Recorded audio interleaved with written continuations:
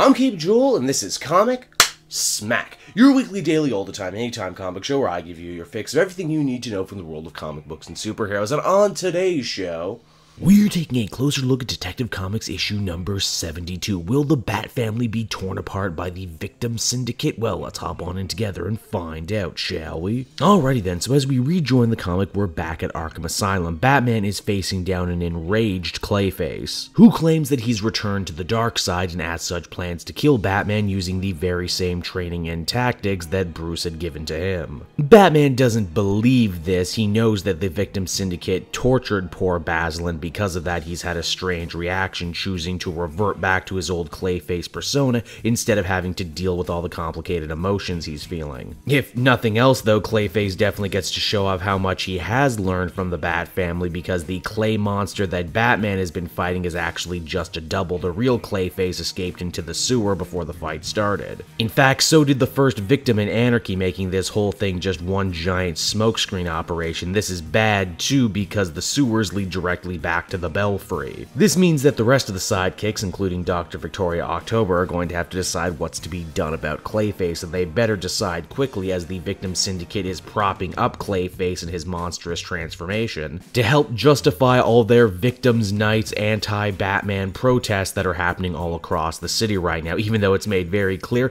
that the first victim actually doesn't really care about Lonnie's plans for the future and only wants to see Batman twist in the wind. Steph and Tim argue about what should be done next because, well, those two have been doing a lot of arguing recently. October says she's developed a serum that could very well return Clayface back to his old self. Or it could do, well, God only knows what. It's an untested serum. Batwoman, on the other hand, is pursuing more fatal options, her father giving her access to a brand new science gun that the General had built before he got kicked out of the colony. This will definitely stop Clayface. It'll stop him dead. The question is, though, is that a line that Kate and the rest of the Bat family are willing to cross? Basil is certainly dangerous right now, managing to make short work of both Batwing and Azrael by getting the jump on them, but it's also clear that he's acting mostly out of instinct right now, and that what we're really seeing is a hard outer shell, and that the real Basil is still buried deep down inside. Being a former actor, too, Clayface is able to play mind games with the heroes, taking the form of the evil Tim Drake from the future, saying that Batwoman is doomed to betray the Bat family and that maybe today is that day. He attacks Batman's very motives for trying to redeem a bad guy like him, saying that they may have been more selfish in nature. But hey, I don't think you need a crystal ball to see where this story is going next. It's Cassandra Cain who challenges him, you know, the one person that Basil made a true honest-to-goodness friendship connection with. He can't hurt her. And why, for a second, he actually becomes himself again. The only problem is that the first victim was planning for this one too, because they open up the mudroom, which means Clayface ends up absorbing all the clay that was in that room, turning into one giant King Colossal Clayface. And it's right around there that the comic ends. So that's Detective Comics, everybody, and overall I gotta say, this Ballad of Clayface is turning out to be one hell of an involved story. Basil's own battle for humanity makes for one hell of an interesting character drama. This story also really gets to the heart too of why Batman would try and help out someone who's been a villain to him for all these years. He's hoping that if Clayface can be saved, maybe Batman himself can be saved at one point. He doesn't want Basil to become, well, another victim, which is exactly what's pushing the first victim and the Victim Syndicate further and further into their acts of villainy. Overall, though, really solid stuff from start to finish. I can't wait to see how this story shakes out. Overall, I would give this one an 8 out of 10, so that's Detective Comics, everyone. I hope you enjoyed it, and as always, be sure to take a closer look at some of my other work. And hey, if you like that, be sure to follow me on social media at Cape Joel, so you always know what I'm doing next. And hey, if you like video games, be sure to check out my Joel Daily channel. Currently, I'm Let's Playing the Telltale Batman game,